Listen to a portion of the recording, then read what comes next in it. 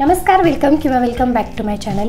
खास ड्राय स्किनसाठी मेकअप कसा करायचा जो पॅची दिसणार नाही, केकी दिसणार नाही, पावडरी वाटणार नाही आणि त्याचबरोबर तुम्हाला छान नॅचरल लुक मिळेल हे या व्हिडिओमध्ये मी सांगणार आहे। तर व्हिडिओ शेवटपर्यंत नक्की बघा। तर ड्राय स्किनसाठी रॅदर सगळ्याच स्किनसाठी स्किन प्रिपरेशन करणं खूप गरजेचं आहे। जेवढं चांगलं स्किन प्रिपरेशन तुमचं होईल तेवढा चांगला मेकअप तुमचा होणार आहे। तर आज मी सगळं अगदी बेसिकपासून अगदी सुरुवातीपासून सांगणार आहे।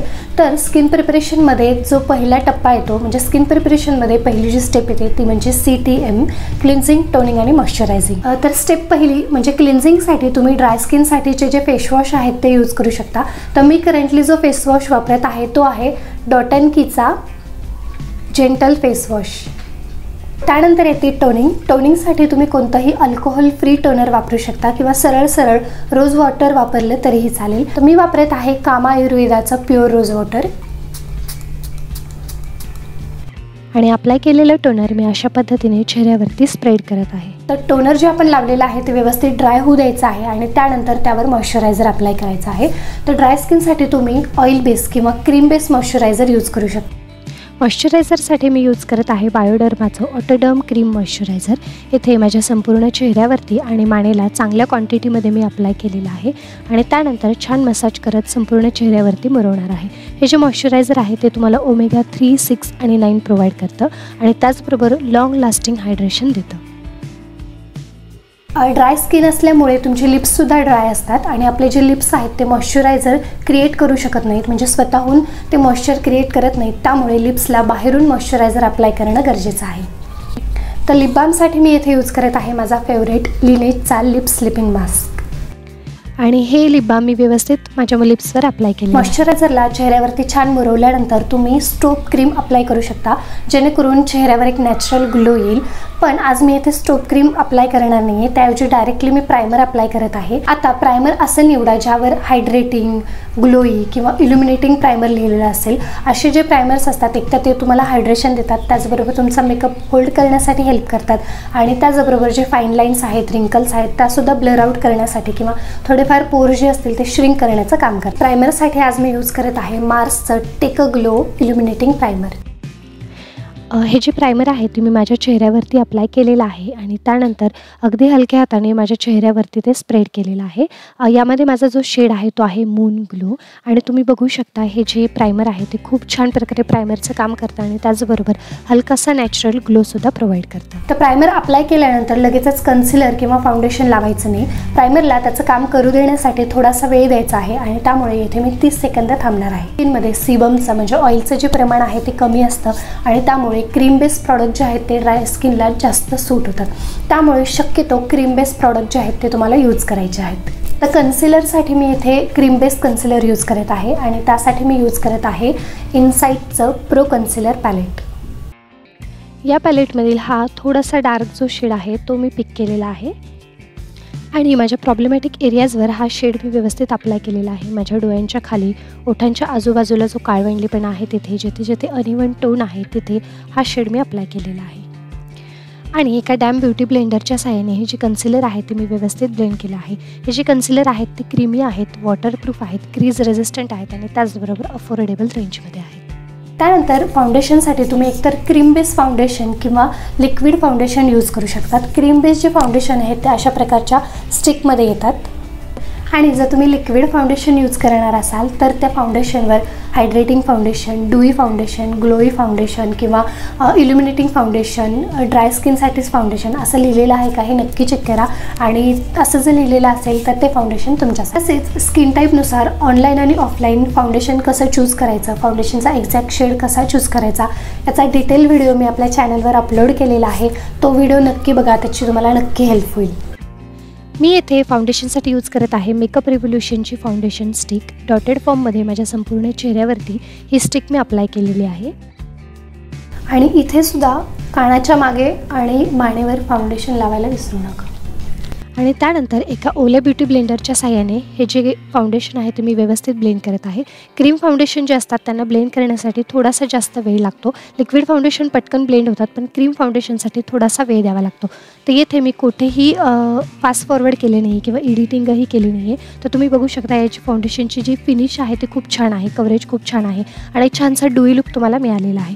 तसेच आपल्या ज्या चॅनलवर जे काही मेकअप चे ट्युटोरियल असतात त्यामध्ये मी कोणताही फिल्टर यूज केलेलं नसतं किंवा स्मूथनिंग इफेक्ट दिलेला नसतो. जे रिअल वर्क आहे तेच दाखवलेलं आहे.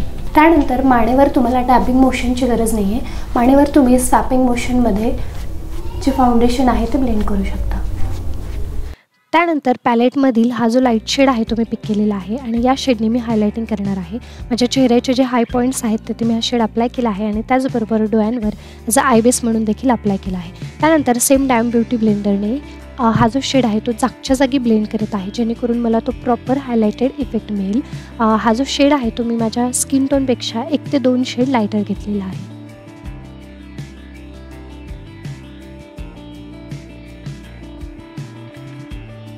कंटोरिंग मी करणार आहे ती सुद्धा क्रीम प्रॉडक्टनेच करणार आहे, कारण ऑब्वियसली ड्राय स्किन आहे आणि आपण क्रीम प्रॉडक्टवर आज जास्त भर देत आहोत. तर त्यासाठी पॅलेटमधील हा जो डार्क शेड आहे तो मी पिक केलेला आहे. हा शेड मी माझ्या फोरहेडवर, चिक्सवर, जॉ लाईनला आणि माझ्या नोजला अप्लाय केलेला आहे आणि त्यानंतर एका डॅम ब्युटी ब्लेंडरच्या साहाय्याने हा जो शेड आहे तो मी व्यवस्थित ब्लेंड करत आहे. तर येथे सुद्धा ब्लेंडिंग व्यवस्थित अगदी जागच्या जागी करा, जेणेकरून हा जो डार्क शेड आहे तो संपूर्ण चेहऱ्यावर पसरणार नाही आणि जागच्या जागीच तुम्हाला कंटोरिंग किंवा ब्रॉन्झिंग इफेक्ट मिळेल. आणि अशा पद्धतीने छान वेळ घेऊन हा जो कंटोर शेड आहे तो मी ब्लेंड केलेला आहे आणि तुम्ही बघू शकता चेहऱ्यावर एक छानसं स्ट्रक्चर तयार झालेलं आहे. त्यानंतर मी यूज करणार आहे क्रीम ब्लश आणि त्यासाठी मी यूज करत आहे स्विस ब्युटीचं क्रीमी टप ब्लश. छान स्माइल केली आहे आणि ब्लश मी अप्लाय केलेला आहे. आणि आता फिंगर्सच्याच हेल्पने मी हे जे ब्लश आहे ते ब्लेंड करणार आहे. ब्लशची जी इंटेन्सिटी आहे ती तुम्ही तुमच्या आवडीप्रमाणे कमी अधिक ठेवू शकता. सेम ब्लश मी थोडंसं नाकावर सुद्धा अप्लाय करत आहे.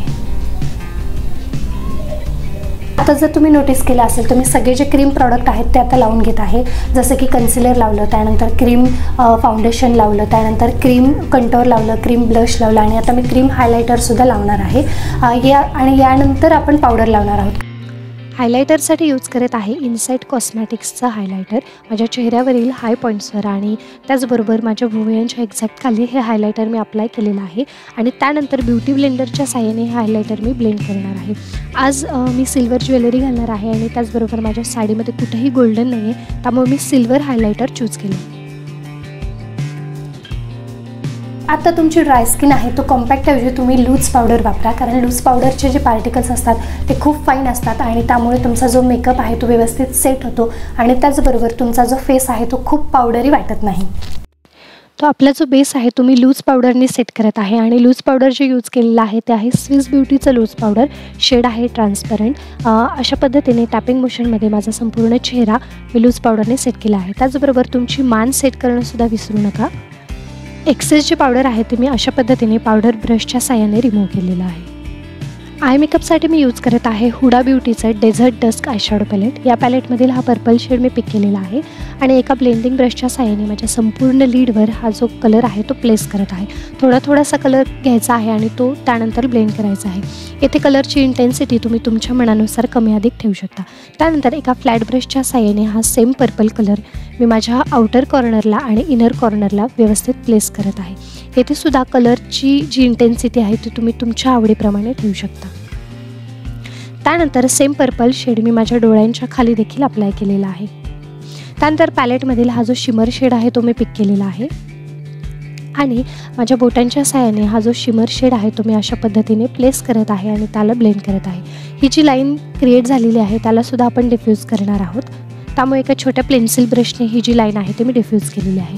त्यानंतर ही जी हार्श लाईन क्रिएट झाली आहे ती ब्लेंड करण्यासाठी पॅलेटमधील हा शेड मी पिक केलेला आहे आणि या शेडने बॅक अँड फोर्थ मुवमेंटमध्ये ती जी लाईन आहे ती आपण व्यवस्थित डिफ्यूज करणार आहोत. आणि अशा पद्धतीने आय मेकअपला थोडासा सॉफ्टर लुक देणार आहोत.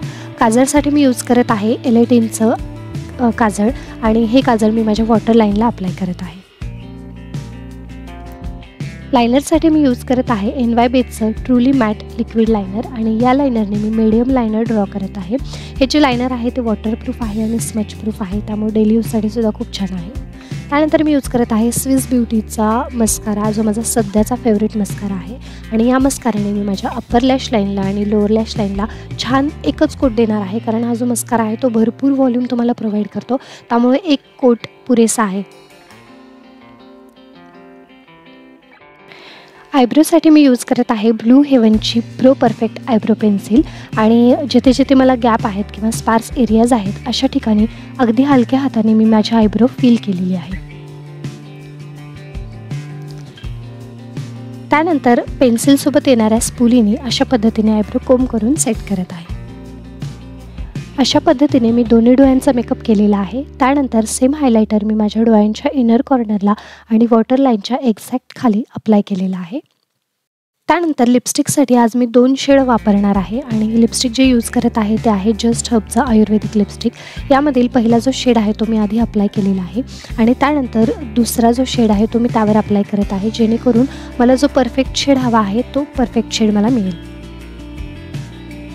आणि अशा पद्धतीने मला जो हवा तो शेड मी क्रिएट केलेला आहे। लिपस्टिक मी 11 आणि 12 नंबरचा यूज केला।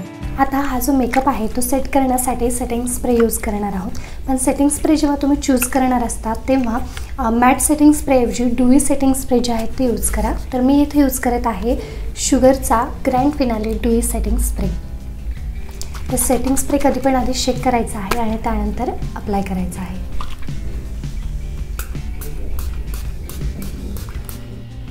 लुक कंप्लीट करण्यासाठी मी लावलेली आहे टिकली, त्यानंतर घातलं आहे चोकर, मॅचिंग बांगड्या मी घातलेल्या आहेत, त्यावरची जी कानातली आहेत ती पण घातलेली आहेत।